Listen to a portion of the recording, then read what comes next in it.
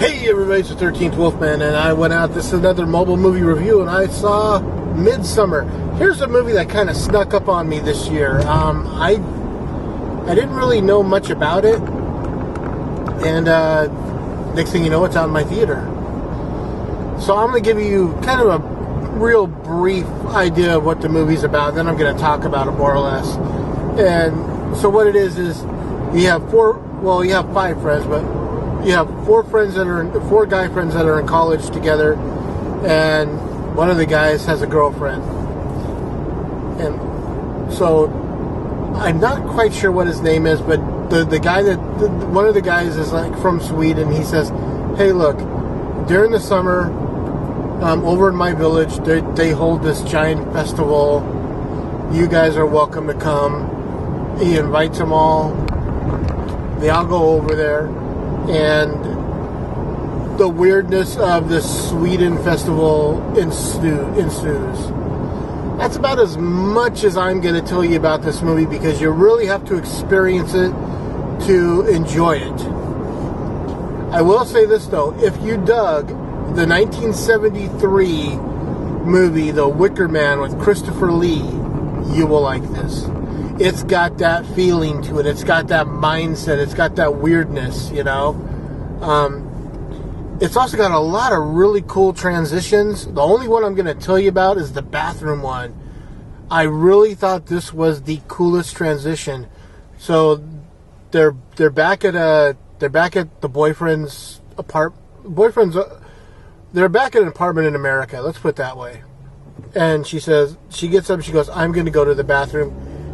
She walks up, she walks through the door, and when the door closes, she's now in the bathroom of the airplane. And it was just so blink of the eye. Really, to me, it was like one of the coolest transitions ever. I really liked it. The girlfriend is played by Florence, and I'm not sure if it's Pugh or Pug, but it's P-U-G-H.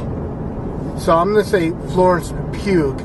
I might be wrong. If I am, please correct me and tell me how to pronounce it phonetically in the comments down below. I want to know. Will Poulter. He was in this movie. He's actually becoming a pretty good actor over the years, and it's not as goofy looking as he used to be. That's a plus. The little town, the little village is one of the cool. You want to visit Sweden after seeing this place. It's just this little hideaway in the middle of nowhere, Sweden. You know, I don't even dare try to address what town it is or village it is. You know, there are some subtitles, and it's not a lot. On occasion, the villagers will say something to, you know, one of the leaders will say something in Swedish to the rest of the villagers during the thing, but they leave the subtitles up there long enough for anyone to read it. And like I said, it's not a lot. It's occasionally. Most of the time they're speaking English. I would say 70-30. 70% English, 30% Swedish, you know, during the entire movie. I like this movie. I had seen in my local paper what a reviewer wrote about it, and he gave it 3.5 stars out of 4. I'm not going to be that generous. It was good. It was fun. I'm going to give it 3 chainsaws out of 4. Mama Wolf, she gives it 3 chainsaws out of 4. I mean, it's just that's about as good as it is.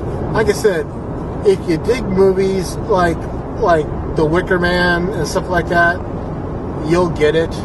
I mean, I got it right away. This is definitely one that's going to become a part of the collection. And it's written and directed by the same guy that did Hereditary last year.